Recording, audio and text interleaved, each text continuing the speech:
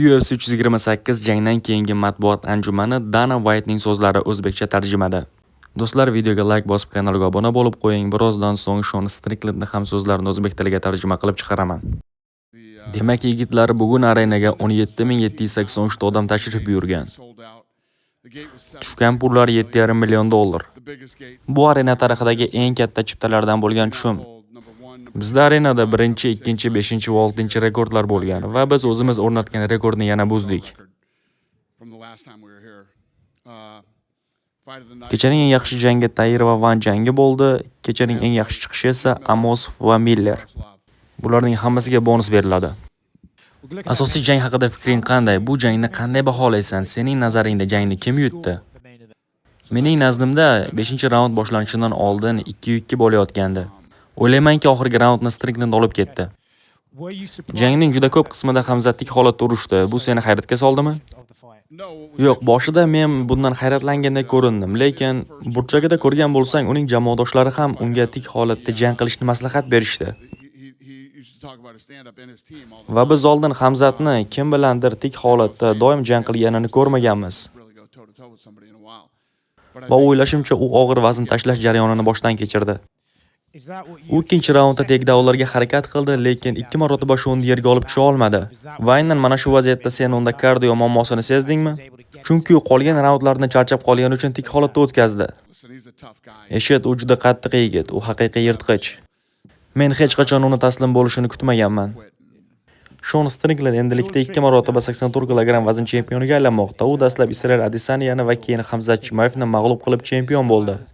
Uning uslubi boshqacha, u har doim o'ziga xos ravishda jang qiladi va diviziondagi eng kuchli yigitlarni mag'lub qilganidan keyin uni bu diviziondagi o'rnini qanday ko'rasan? Ha, aytganingdek, u o'ziga xos, ajoyib, hammani hayratda qoldirdi. Unda g'alati uslub bor, u bilan jang qilish juda noqulay va u ham bardoshli, chekinmaydigan jangchilardan biri. Dana, sen aytib o'tdingki, Conor McGregor ushbu yozda qaytishiga ishonchim komil ekan. Lekin u Twitterda kontrakt bilan muammolari haqida qandaydir gaplar yozmoqda. Bu yerda qandaydir shartnomalar o'zgarganmi? Biz hali Conor bilan shartnoma imzolaganimiz yo'q. Men shunchaki uning qaytishiga ishonchim komil deb aytdim, lekin o'tgan yozda ham qaytishiga ishonchim komil deb aytgandim. Lekin bu yil ko'proq ishonyapman. Sen Hamzat va Shonni jangdan keyin bunday iliq munosabatda bo'lishini taxmin qilganmiding? Yo'q, umuman men buning teskarisini kutgandim. Dana, odatda bunaqa vaziyatlarda bo'lingan qaror bilan kamarni yutqizgan chempionga tezlik bilan revansh berishadi. Lekin Chimayevga kelsak, u bilan vazn bilan katta muammolar bordek ko'rinmoqda. Uning o'zi jang tugashi bilan meni oldimga kelib, boshqa bu vaznda jang qilmoqchi emasman, yuqoriga ko'tarilishni xohlayman deb aytdi. Sen nima deb o'ylaysan? U yarim og'ir vazn toifasiga o'tishi bilan kamar uchun jang qilish kerakmi? Chunki chempion Carlos jarohat olgan. Ha, lekin hozircha bu haqida umuman o'ylaganim yo'q. Lekin uni bu vaznda ko'rish qiziqarli bo'ladi.